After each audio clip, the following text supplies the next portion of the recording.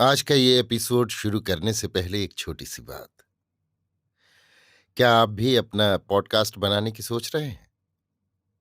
तो anchor try कीजिए। ये पॉडकास्ट बनाने का सबसे आसान तरीका है। नंबर एक, ये फ्री है। नंबर दो, इसमें कई सारे ऐसे टूल्स हैं जो आपको अपने फोन और कंप्यूटर पर रिकॉर्ड और एडिट करने की फैसिलिटी देते हैं।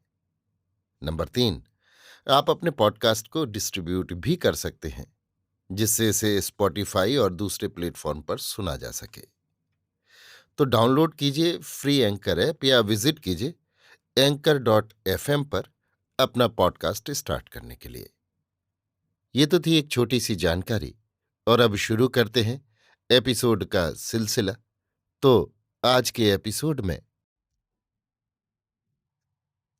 लीजिए सुनिए मुंशी प्रेमचंद के लिखे उपन्यास वरदान का तीसरा भाग, नए पड़ोसियों से मेलजोल, मेरी यानी समीर गोस्वामी की आवाज में। मुंशी संजीवन लाल, जिन्होंने सुवामा का घर भाड़े पर लिया था, बड़े विचारशील मनुष्य थे। पहले एक प्रतिष्ठित पद पर नियुक्त थे, किंतु अपनी स्वतंत्र इच्छा के कारण अफसरों को प्रसन्न न रख सके। यहां तक कि उनकी रुष्टता से विवश होकर इस्तीफा दे दिया। नौकरी के समय में कुछ पूंजी एकत्र कर ली थी, इसलिए नौकरी छोड़ते ही वे ठेकेदारी की ओर प्रवृत्त हुए और उन्होंने परिश्रम द्वारा अल्पकाल ही में अच्छी संपत्ति बना ली। इस समय उनकी आय 4-5 सौ मासिक से कम न थी। उन्होंने कुछ ऐसी अनुभवशालिनी बुद्धि पाई थी कि जिस कार्य में हाथ डालते उसमें लाभ छोड़ हानि न होती थी।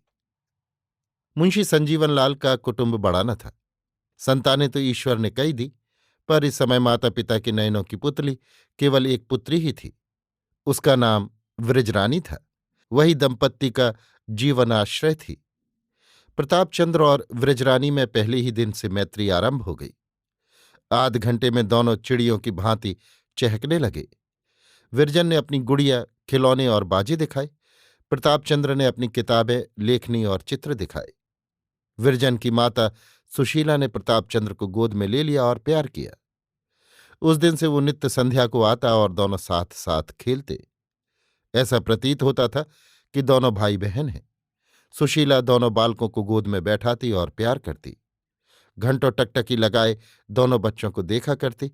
विरजन भी कभी कभी प्रताप के घर जाती। विपत्ति की मारी सुवामा उसे देखकर अपना दुख भूल जाती, छाती से लगा लेती और इसकी भोली भाली बातें सुनकर अपना मन बहलाती।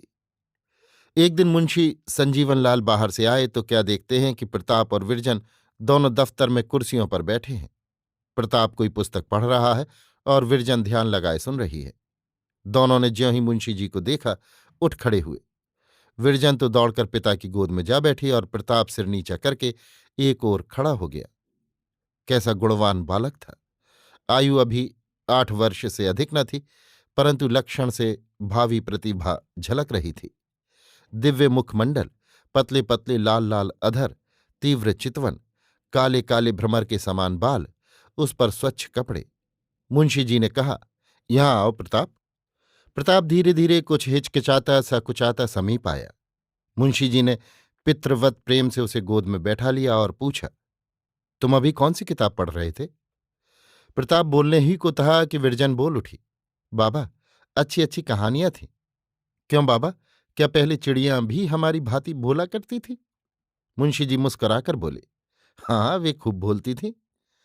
अभी उनके मुंह से पूरी बात भी न निकलने पाई थी कि प्रताप, जिसका संकोच अब गायब हो चला था, बोला, नहीं विरजन, तुम्हें भुलाते हैं, ये कहानियां बनाई हुई हैं। मुंशी जी इस निर्भीकतापूर्ण खंडन पर खूब हंसे। अब तो प्रताप तोते की भांति चहकने लगा। स्कूल इतना बड़ा है कि नगर भर के लोग उसमें बैठ जाएं।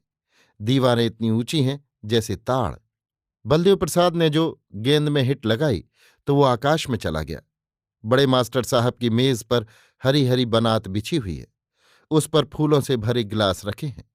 गंगा जी का पानी नीला है, ऐसे जोर से बहता है कि बीच में पहाड़ भी हो तो बह जाए। वहां एक साधु बाबा है। रेल दौड़ती है सन सन, उसका इंजन बोलता है झक झक। इंजन में भाप होती है, उसी के जोर से गाड़ी चलती है। गाड़ी के साथ पेड़ भी दौड़ते दिखाई देते हैं। इस भांति कितनी ही बातें प्रताप ने अपनी भोली भाली बोली में कहीं। विरजन चित्र की भांति चुपचाप बैठी सुन रही थी। रेल पर वो भी 2-3 बार सवार हुई थी, परंतु उसे आज तक ये ज्ञात न था कि उसे किसने बनाया और वो क्यों कर चलती है। 2 बार उसने गुरुजी से ये प्रश्न किया भी था, परंतु उन्होंने यही कहकर टाल दिया कि बच्चा, ईश्वर की महिमा अपरंपार है।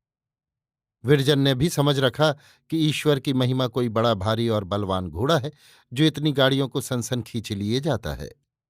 जब प्रताप चुप हुआ तो विरजन ने पिता के गले में हाथ डालकर कहा, बाबा, हम भी प्रताप की किताब पढ़ेंगे। मुंशी, बेटी, तुम तो संस्कृत पढ़ती हो, ये तो भाषा है। विरजन, तो मैं भी भाषा ही पढ़ूंगी। इसमें कैसी अच्छी अच्छी कहानियां हैं। मेरी किताब में तो एक भी कहानी नहीं। क्यों बाबा, पढ़ना किसे कहते हैं? मुंशी जी बगलें झांकने लगे। इन्होंने आज तक आप ही कभी ध्यान नहीं दिया था कि पढ़ना क्या वस्तु है। अभी वे माथा ही खुजला रहे थे कि प्रताप बोल उठा, मुझे तुमने पढ़ते देखा, उसी को पढ़ना कहते हैं। विरजन, क्या मैं नहीं पढ़ती? मेरे पढ़ने को पढ़ना नहीं कहते? विरजन सिद्धांत कौमुदी पढ़ रही थी। प्रताप ने कहा, तुम तोते की भांति रटती हो। अभी आप सुन रहे थे मुंशी प्रेमचंद के लिखे उपन्यास वरदान का भाग 3, नए पड़ोसियों से मेलजोल, मेरी यानी समीर गोस्वामी की आवाज में।